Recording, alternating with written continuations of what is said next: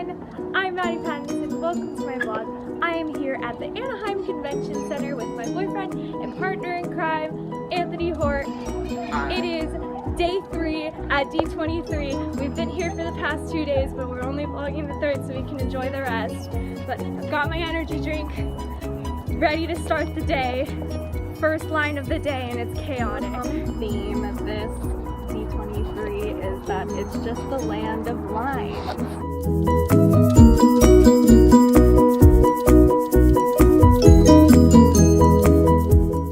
Alright, so an hour and a half later, we made it into the expo. Right now we're just sitting and waiting for the Ultimate Street Fan Party, which should contain Jordan Fisher. On the first day it contained Mark Hamill, which is super cool and a lot of people got to see it, but we were in line for something that day.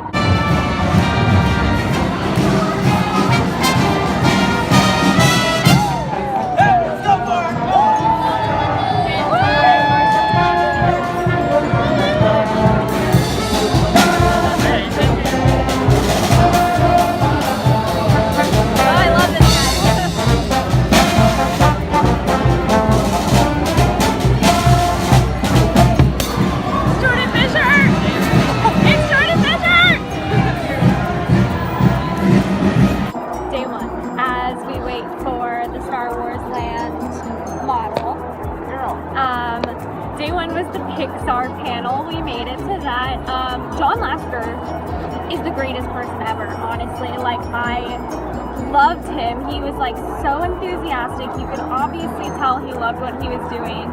And like, they revealed everything. Like, I really, really wish they released what they had showed us, but I mean, like, at the same time, I also feel really special to get the opportunity to like see that.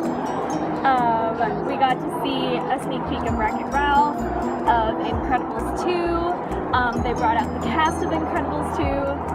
They brought out every Disney princess voice they could, including Ellie Icravalo, Mandy Moore, which is my favorite because I love Rapunzel, and Jodie Benson. So that was super cool.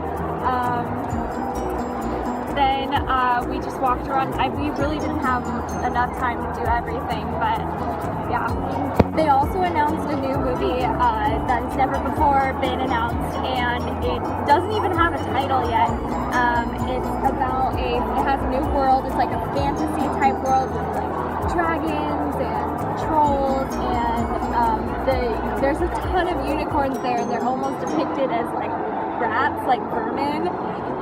But really it's just like, it's about a magical world where magic has kind of disappeared. They've gone into like a roll of things, and they've just started living normal lives like we would. But there are 2 boys that go and try to seek magic because their dad, who passed away when they were young, was into magic, and so now they're trying to find out who their dad was. But Wreck-It Ralph 2 I wasn't that excited for until I saw the sneak peek. Vanellope runs into all of the Disney princesses, and you learn things about them that you would have never expected. Like, Snow White should be wearing glasses, but she never does, and like, all of them want to wear comfy clothes even though they're always in dresses, so they get into their PJs. Also, I'm sorry if this is a little off or inaccurate because I'm going from memory. I'm just interpreting from like what I remember from the panel because phones were strictly prohibited. We had to put them in a sealed bag until the end of the panel. And in The Incredibles 2, Jack, he has his powers, but Bob Carr, his dad, still doesn't know. So the scene we saw was about him finding out that he had powers, and it's just chaotic and so funny, and it involves a really crazy raccoon. Like, I can't wait for you guys to see it. Now we're about to go into the Star Wars Land model, which has actually now been named Galaxy's Edge. That's what we know the land is called now. So I can't wait to show you that as well. And I mean, you can also look over on YouTube to get a little run through on what it might be.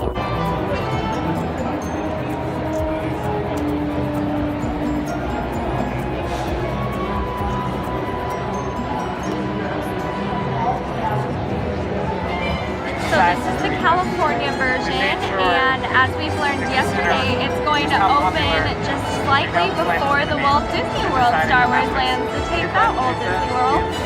Okay, so now as we're sitting in the grass of the Oh My Disney part of the show floor, I'm going to talk about day 2 recap.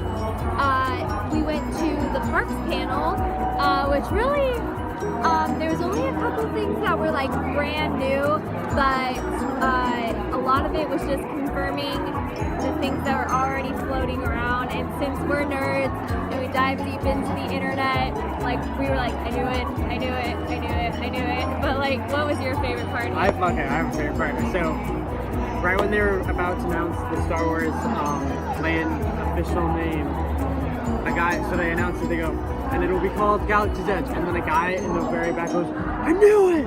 And it's like really happy. It's funny. Yeah. They pulled out John Lasseter again to announce that Paradise Pier in California Adventure is becoming Pixar Pier. And like, I'm okay with it. Like, California Adventure has been having an identity crisis for a really long time, and I think surrounding it around Pixar will really bring it in for a theme. So they brought back out. Give them a land. Yeah, they don't have a land. Like, they have Bugs Land. Yeah. No. Everyone gets Toy Story Land, and we in California get Bugs Land. It's great. But yeah, I'm really excited for it. And like, John Lasseter really hyped me up about it. Okay, so what was like something that really like took you by surprise, or you're really excited to see happen? I liked they just unveiled this new restaurant coming to Epcot next to Sick Ball. The Epcot, like Mission Space. So obviously we're California.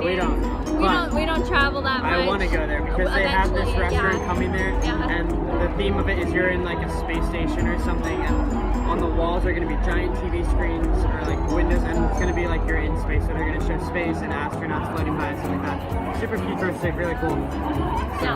One day.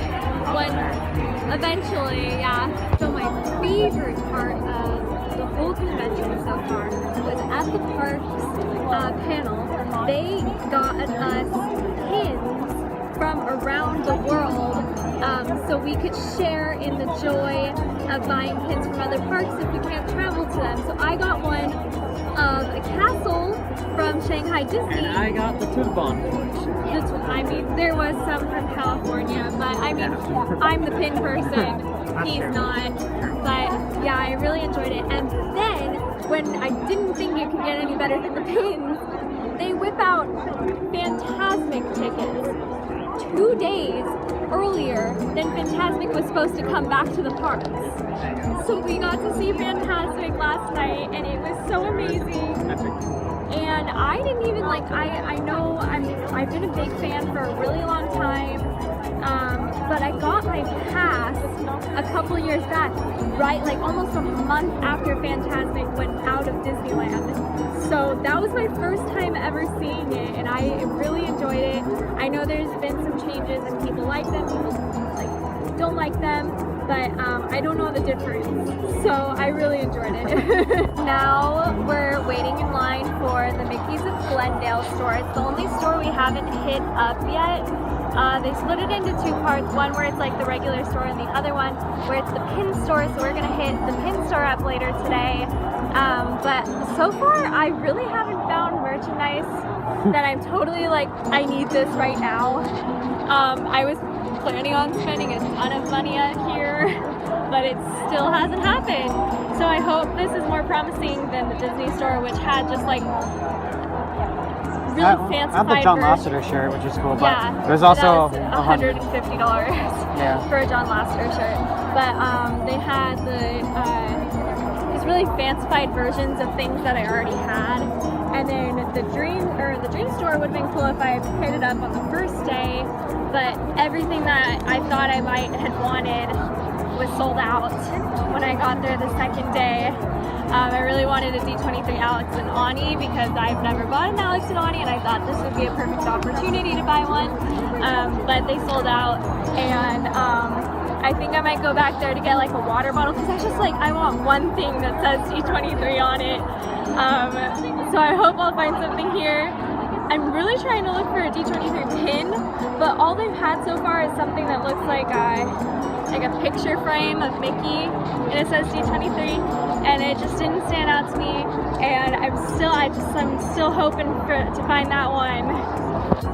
The only thing I haven't bought so far, or like the only thing I've bought this entire convention is a Uniqlo shirt, and it's called Mickey Travels, and it's got like a little Mickey with like Bert from Mary Poppins, his cap on, or like a Dapper Dan cap on, with like a little suitcase. And I really liked the store. One, it was affordable. My shirt was only $15. And two, like it was just so nice to like see that there was a store out there that had like everything was unisex. So everything in the store was on the table. There wasn't like a men's section or a women's section. And this is what Anthony got. Yeah, very simple. So. Yeah. Once again, didn't find anything at the store. Just nothing screamed D23 to me, and if it had anything where it was like, oh, maybe I would like that, it was over $100, and I can't afford that because I'm a college student. So I just really, I don't know. I'm still looking. I'm still hopeful. Hopefully at the end. And even if I don't, I'm sure there are tons of things that I can get. Like, I mean, I've been putting on hold all this like who's it's and what's it stuff that I've been wanting to get. And maybe now that I haven't spent any money at D23 that I put aside, I can now go over there. So as you know, it's the third day and everything's winding down. Everyone who has been here all 3 days is really burnt out right now, including us because we're sitting down right now. So I just thought I would talk about fashion and the looks of D23. I've decided that D23 is the best place ever to people watch because there's people coming by and cosplay all the time. I'm seeing a lot of LuLaRoe, which actually has a little kiosk here, but a lot of people are wearing LuLaRoe. So check that out if you think that would go good. If you're wondering about what to wear to D23, the one outfit that I wore this whole expo that got the most attention was my Disney bound, because I feel like everyone loves the Disney bounding community. Today I'm wearing my Thingamavlogs pin because, you know, love Thingamavlogs, and then I'm also wearing Princess sketch skirt. Yesterday I wore Rapunzel Disney bound, and the day before that I wore a jean dress that had every pin I owned up and down it. And then Anthony, my favorite outfit for you was you had a button up Star Wars, and basically I had like Chewbacca mixed in with like the flowers. It was like a Hawaiian theme. It was cool. I liked it. I got a lot of compliments. And then the first day I wore it was like the NASA logo, but it was a buzz. It had buzz in it, and then I had a little buzz flying around. It was from Lucky Rabbit Supply Company. Love them. They're so cute. I like them. So yeah, if you don't know what to wear to D23, I think best bet would be a Disney bound because that's what brings everyone together, and a pin is always a good decoration. There are cosplayers here that are so obscure, I don't even know who they are. This covers such a wide universe, like Marvel, Star Wars. Yeah, a lot of things I think that I'm not picking up on is Kingdom Hearts. I haven't gotten into that. Saw a Navi yesterday. That was pretty cool. A Navi. A Navi, whatever. From his favorite movie is Avatar, so he was really one of them. Like, he was really excited about I like how that. they can like be incorporated now and not feel left out. Yeah. I also think that some of the ones I'm not picking up on are crossovers, so that might also be a thing. Right now, we're waiting for the second street fan party of the day, which contains Mandy Moore and Zachary Levi, who are in Tangled, and that is my favorite movie. Mandy Moore is Rapunzel, Zachary Levi is Eugene, and there's a new character in the series that is voiced by Jeremy Jordan, who is also the original Jack Kelly in the original cast of Newsies. And I really hope he makes a surprise appearance in this. I love him. So yeah, I'm really excited. Oh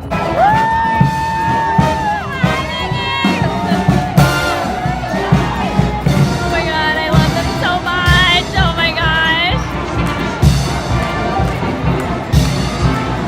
So we just got, not just got out of the Dream Store, but we got out of the Dream Store and I ended up getting a D23 Expo water bottle, which Anthony helped me get because he still needs to get me a birthday present. And we actually could use our AP discount on it, which I was really excited about. And I just wanted something that said the Expo on it. I found it. And now we've been in line for about an hour and a half for the pin stores, so hopefully this is really promising. So after 2 hours of waiting, I finally got the Galaxy of Stories pin. It is pretty much it's a D23 exclusive, limited edition of 600, and it is the first ever, I think, pin of Star Wars Land, which I just thought that was super cool. So it was worth the 2 hours. Well, it's the end of our first ever expo. I had a lot of fun. What about you? It was super fun. I'm exhausted. Yeah. I had so much fun though. I definitely would do it again, and I'd even try Comic-Con now. I've got that bug now. What was your favorite part? Oh gosh, the panels. I thought I'd love the expo floor and everything, and it was cool, but it was always crowded. There was always lines. The panels, one-on-one with celebrities and new announcements and exclusives and gifts and stuff. Yeah. I really liked it. It was worth the wait. Yeah. I like all the opportunities it gave us. At Fantasmic last night, which we got tickets to from going to the Parks panel. Elite Cravalho was there, the voice of Moana, and she was just so sweet. And she's a fan just like us, and she was waving at everyone going by, and I was just so happy about it. But I also loved the animation panel because we got to see clips for things that no one else is gonna see for another 2 years at least. 1 year, maybe 4 years, it depends on what movie, but that was really cool. But yeah, you can follow me on all the things down in the description